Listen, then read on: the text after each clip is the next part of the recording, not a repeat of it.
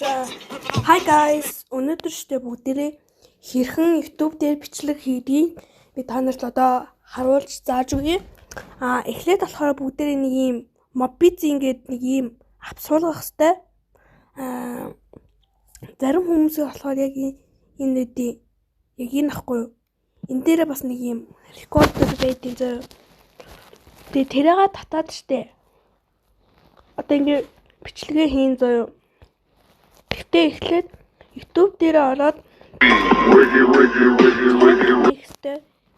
энэ дээр дараад штэ яг одоо миний энэ view channel гэдэг шиг штэ нэг